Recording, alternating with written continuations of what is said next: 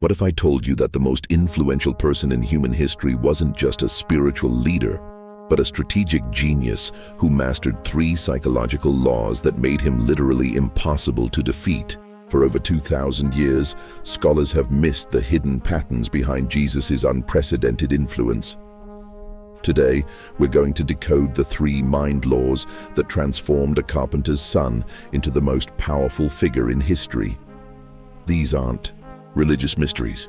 They're psychological weapons that you can understand and recognize. By the end of this video, you'll never see influence the same way again.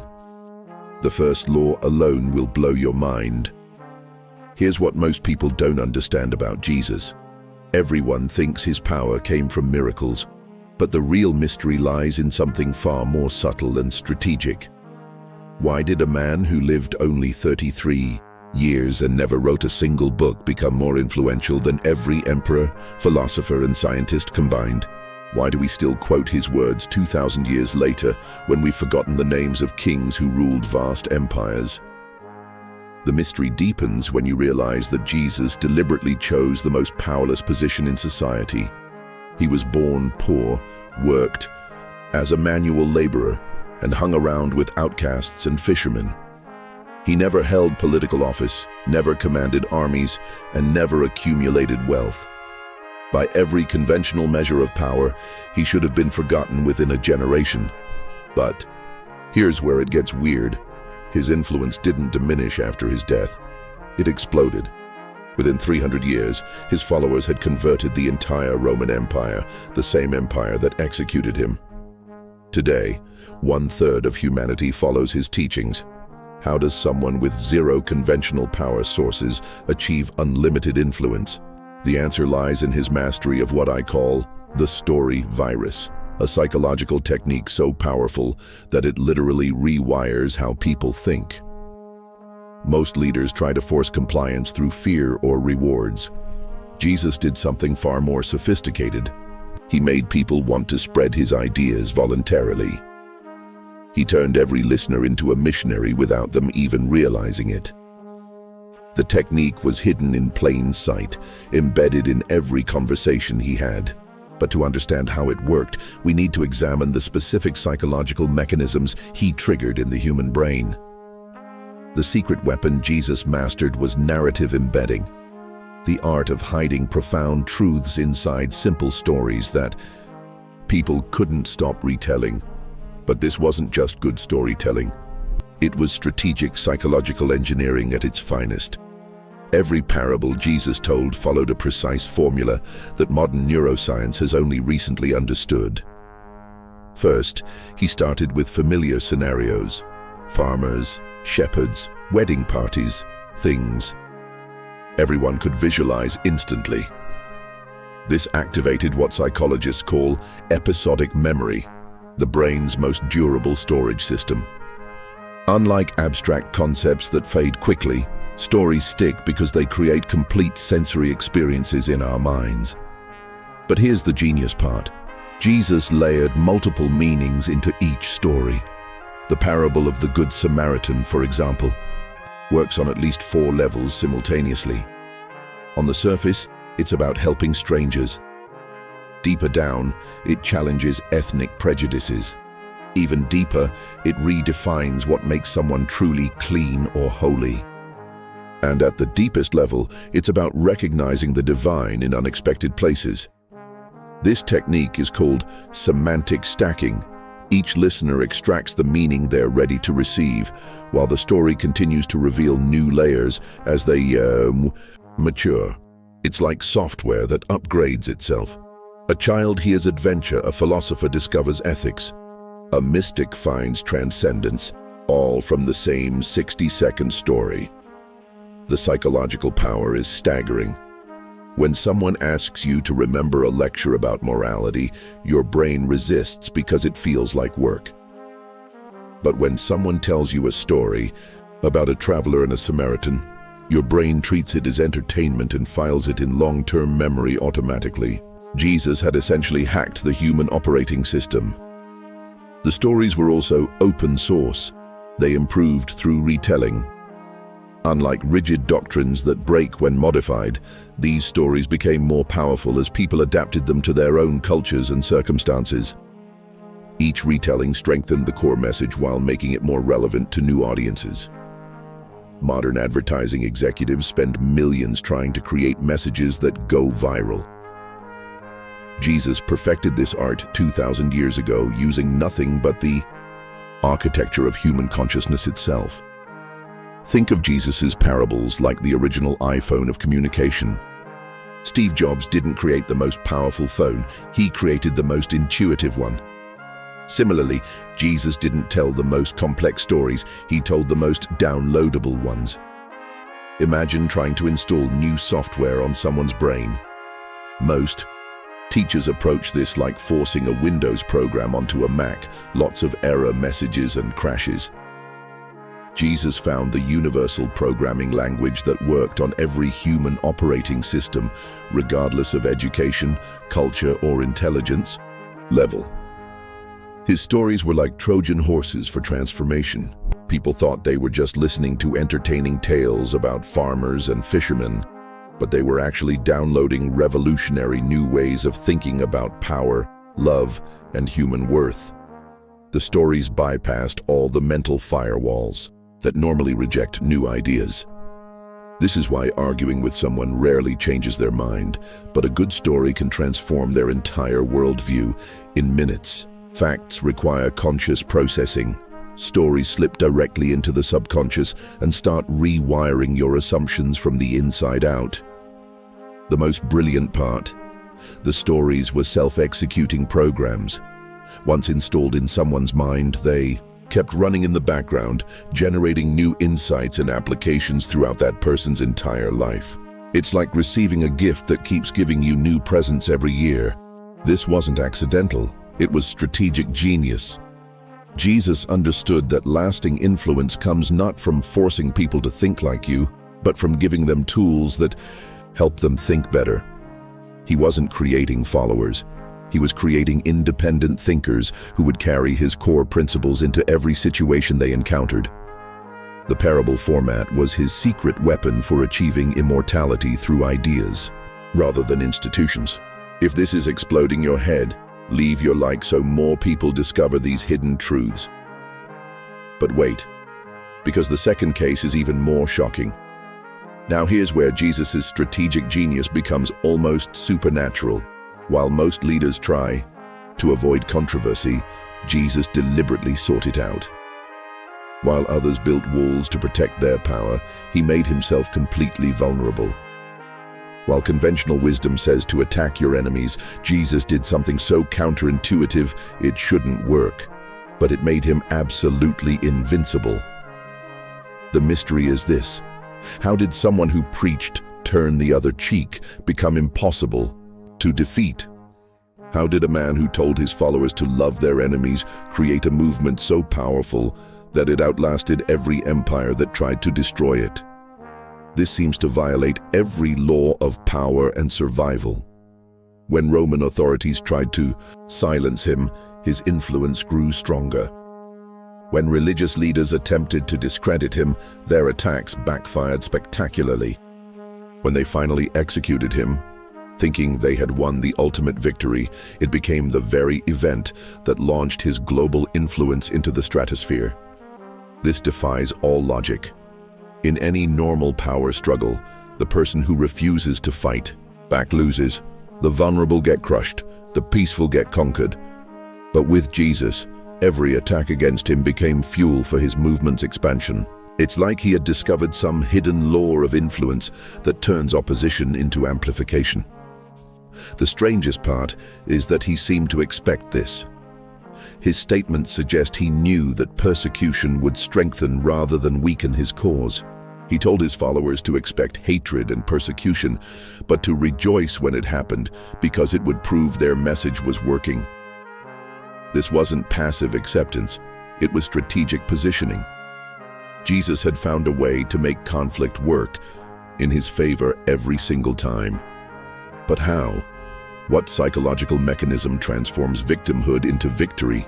What law of human nature did he understand that his opponents completely missed? Jesus had mastered what modern psychologists call moral aikido, the art of using an opponent's force against them. But his version was far more sophisticated than anything we see in politics today. The key was his understanding of moral mathematics. In normal conflicts, both sides lose credibility because violence breeds violence, anger creates anger, and hatred multiplies hatred. But Jesus discovered that absorbing attacks without retaliating creates a moral imbalance that the human psyche cannot tolerate. When Roman soldiers mocked him, he responded with compassion. When religious authorities accused him of blasphemy, he responded with questions that exposed their hypocrisy. When crowds demanded his execution, he asked forgiveness for them. Each act of grace in response to aggression created what psychologists call cognitive dissonance in observers. Here's the psychology. Humans have an innate sense of justice that demands balance. When someone responds to evil with more evil, our moral ledger stays balanced. Both sides look equally bad. But when someone responds to evil with good, it creates a moral debt that haunts the conscience. Observers start questioning which side is really right. This technique weaponized guilt without creating resentment.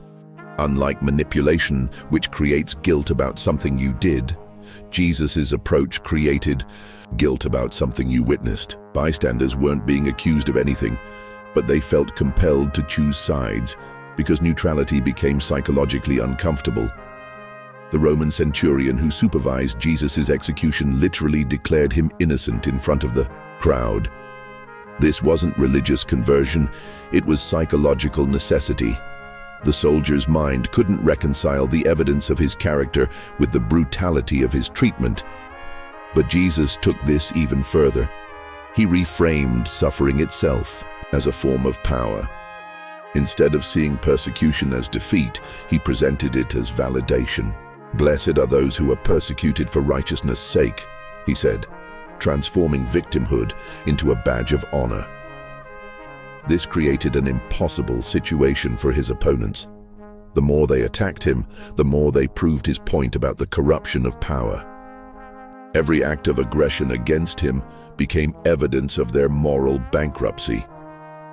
They were trapped in a game where they lost by winning.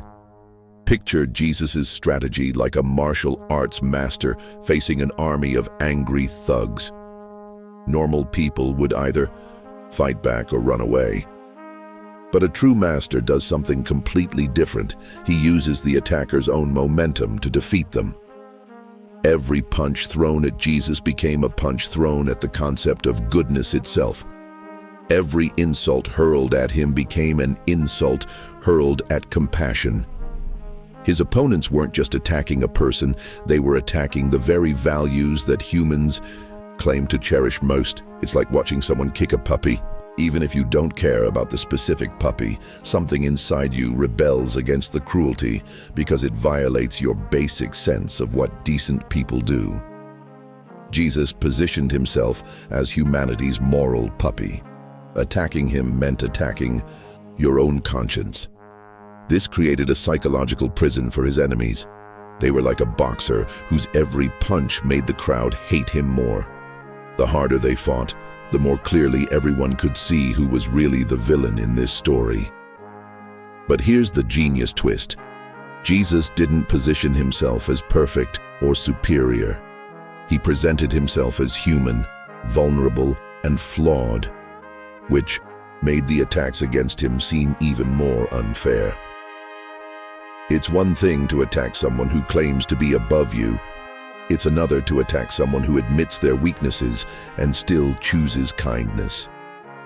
The result was a kind of moral jujitsu, where every act of aggression against him became an act of self-destruction for his attackers.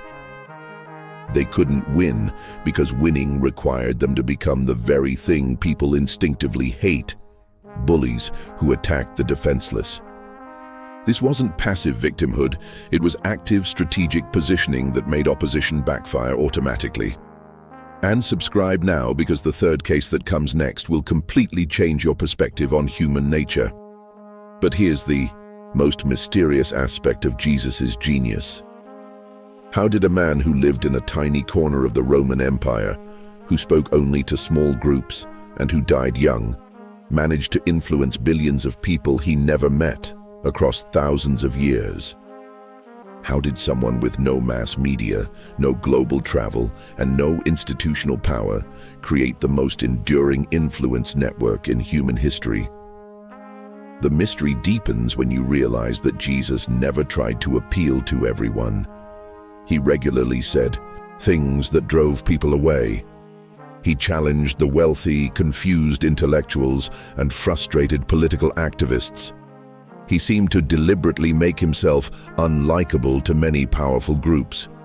Yet somehow, his influence kept expanding. Even stranger, his influence grew strongest in places he never visited. His ideas spread faster through word of mouth than any viral content today spreads through the internet. Communities thousands of miles away adopted his teachings without ever meeting anyone who had met him personally. How do you create that kind of exponential influence without any of the tools we consider essential for mass communication? The answer lies in something far more sophisticated than charisma or marketing.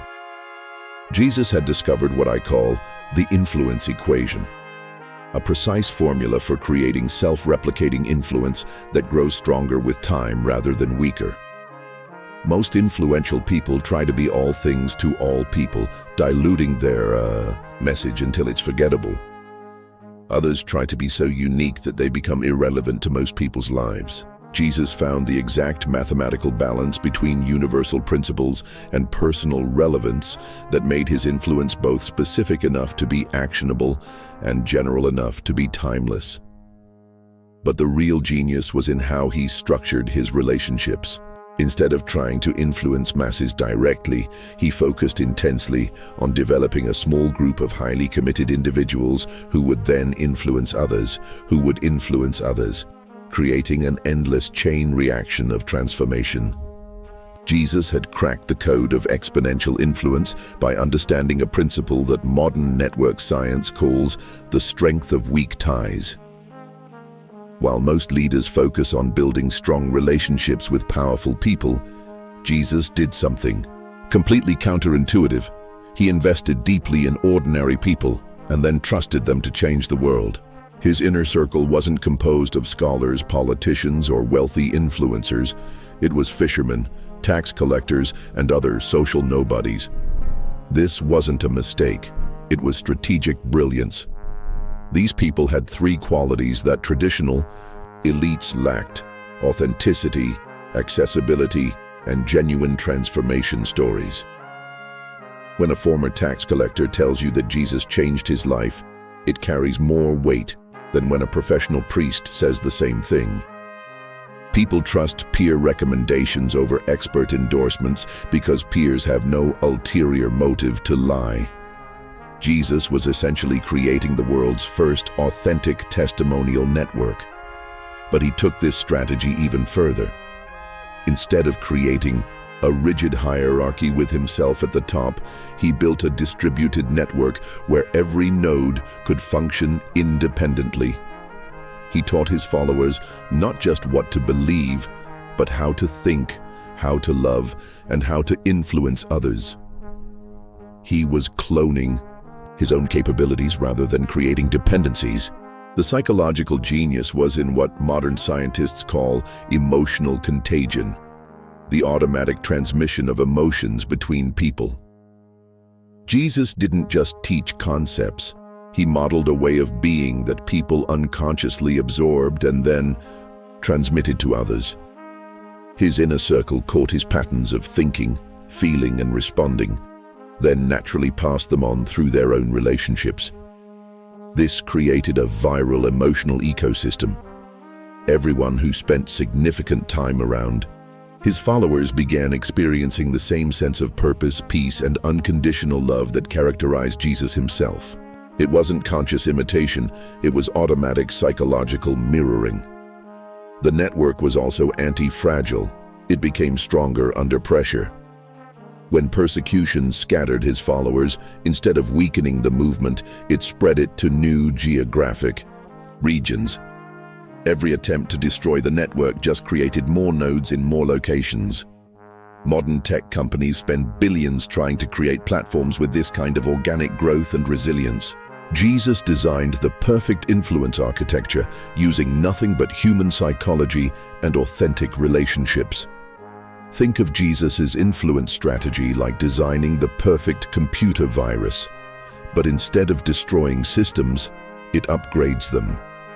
Unlike malicious viruses that harm their hosts, Jesus created what we might call a beneficial virus that made every infected person healthier, happier, and more capable.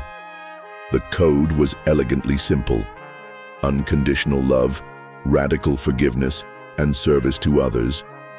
But the distribution method was pure genius. Instead of trying to broadcast this message to everyone at once, which would have failed, he installed it deeply into a small network of highly motivated carriers who would then naturally spread it through their existing relationships. Each infected person became a walking demonstration of the upgrade. Their friends and family could see the positive changes, increased peace, purpose, and joy, and naturally wanted to know the source. This created a demand-driven spread rather than a supply-driven push, making the influence completely organic and unstoppable. But here's the most brilliant part. The virus was designed to adapt to any cultural environment without losing its core functionality. Whether it spread to Roman soldiers, Greek philosophers, or African merchants, the essential code remained intact, while the expression adapted to local conditions. It's like having software that automatically translates itself into any language and customizes its interface for any culture, while maintaining perfect compatibility with the original programming. This explains why Jesus's influence didn't fade, like other historical figures. Most leaders tie their influence to specific times, places, or circumstances. Jesus created influence that was culturally portable and temporally independent. It worked equally well in ancient Rome and modern New York because it was based on universal human needs rather than temporary conditions. The ultimate proof? After 2,000 years, billions of people still experience dramatic life transformations simply by applying his original code. That's not religious mysticism. That's engineering excellence.